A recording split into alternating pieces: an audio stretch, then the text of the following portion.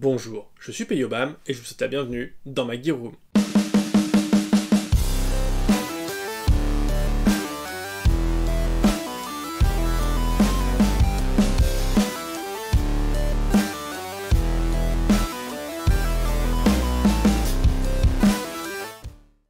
Aujourd'hui, on se retrouve pour continuer la série, on va dire l'airsoft, le gear pour les noobs, voilà, ou ceux qui n'ont rien à péter. Donc, on va parler aujourd'hui passe en molle. Alors, on va commencer par le commencement. Il y a deux types de construction pour les gilets, on va dire, et du coup pour les passes en molle. Vous avez une construction qu'on va dire ici cousue, c'est-à-dire que vous avez une plaque de tissu, et par-dessus on vient rajouter de la sangle qu'on vient coudre à intervalles réguliers. Voilà. Les passes en molle, ça va être ces sangles dans lesquelles il y a un trou qui fait une dimension bien particulière, espacée de la même hauteur de sangle ici, et du coup on vient tresser des trucs à l'intérieur, je vous montrerai ça juste après. Donc voilà, ça c'est la première, vous avez un panneau, et dessus on vient mettre une sangle et on la coud. L'autre possibilité c'est ce panneau-là, voilà, je vous mettrai des photos si je suis sympa, et c'est ce qu'on appelle du laser cut, c'est-à-dire que vous n'avez qu'un seul panneau, qui a été coupé au laser, renforcé avec des coutures s'il y a besoin, et vous venez directement tresser à l'intérieur du panneau. Il n'y a pas besoin de rajouter une sangle. C'est, pour moi, une solution qui est géniale. Moi, j'adore le laser cut, c'est costaud, c'est plus léger. Voilà, le tissu, c'est pas le même. Là, ça peut être du corduroy, là, c'est ce qu'ils appellent du laminé. Et voilà, c'est vraiment un truc que j'adore. Donc là, c'est deux fronts de panel, celui de mon NCPC, et ici, celui de mon TPC de chez Templar Gear. Donc on voit bien deux types de construction vraiment différentes. Hein. Je vais vous rapprocher, je vais vous faire la présentation de plus près, et ensuite on va regarder un peu comment est-ce qu'on peut tresser ça, parce que c'est important de le tresser. Voilà, donc on se retrouve. Comme je vous disais, ici on a bien le panneau avec la sangle qu'on vient coudre à intervalles réguliers, et ici on a la partie laser cut, voilà, donc on a bien un panneau qui a été découpé au laser, et donc ça c'est super léger et super costaud. Voilà l'autre. On voit bien les sangles qui sont qui sont cousues par-dessus. Voilà. Alors, très souvent, ça se voit de moins en moins, mais on en voit encore, des gars qui ont des poches, donc ici une poche chargeur de chez Direct Action, et les gars ils la prennent, voilà, ils la font passer dans le premier, ils vont jusqu'au bout du bout, je sais même pas si je vais réussir du coup, ils vont jusqu'au bout, voilà, ça ressort tout à la fin,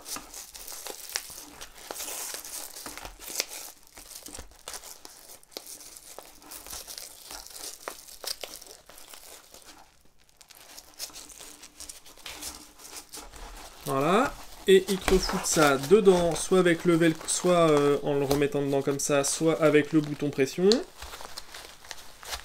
Voilà, et la poche, elle est tenue comme ça, et dès qu'ils mettent un peu de poids, ça baille comme ça.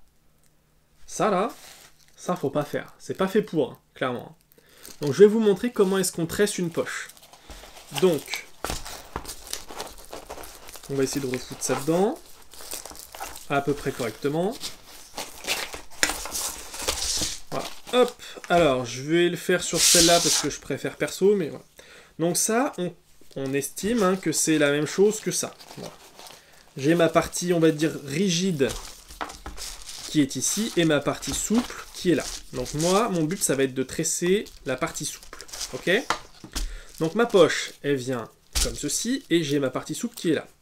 Le but, ça va être de faire rentrer une fois à l'intérieur, ok. Maintenant, je viens repasser dans un des passants de ma poche. Je le fais passer dans le passant de ma poche.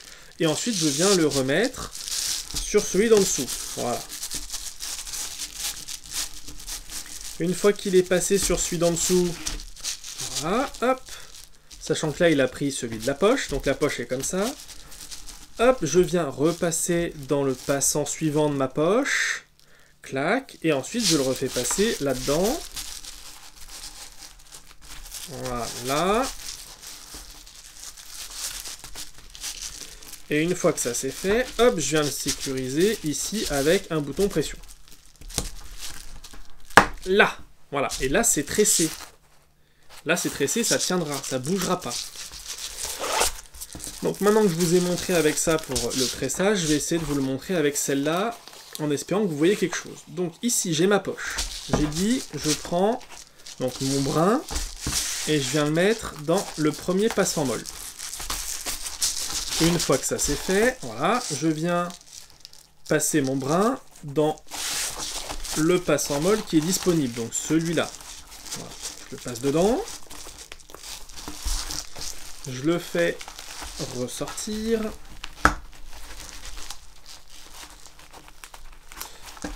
Alors, petit tip, si vous en faites beaucoup, moi je sais que pendant un moment j'en tressais beaucoup et j'avais tendance à m'éclater les doigts. Voilà, ça me faisait saigner le bout des doigts à force de passer dans les passes en molle, à venir les chercher, les tirer. Et du coup, une solution c'est de mettre des gants.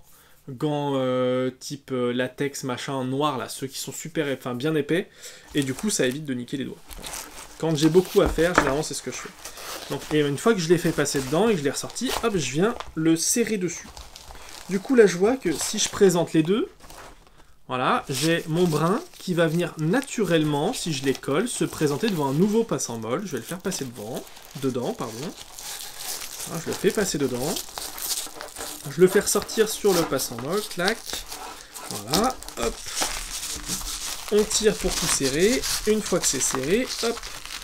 On voit que c'est la même chose. Si je les remets l'un contre l'autre, mon brin, il va avoir tendance à aller se mettre naturellement dans celui-là. Donc en fait, on fait passer une fois dans le front de panel, une fois dans la poche. Une fois dans le front de panel, une fois dans la poche. Là, je serre, et maintenant, si je les mets l'un contre l'autre, je vois que mon brin, il va vouloir passer dans le front de panel, et du coup, je le mets dedans, hop.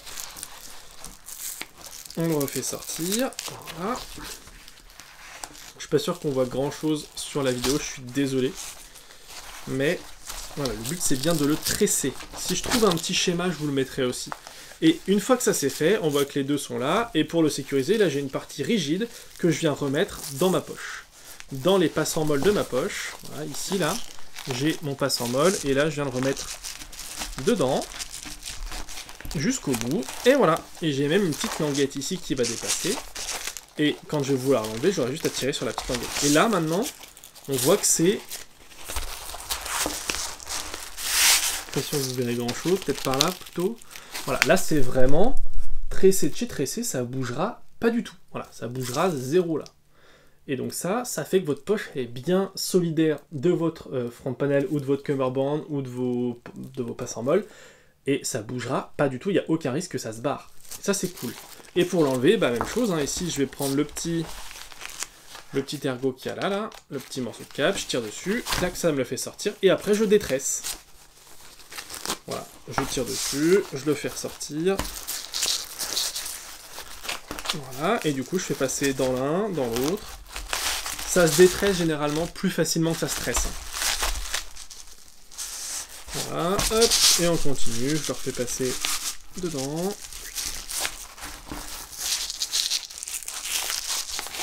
Voilà, hop. Tac, et la dernière.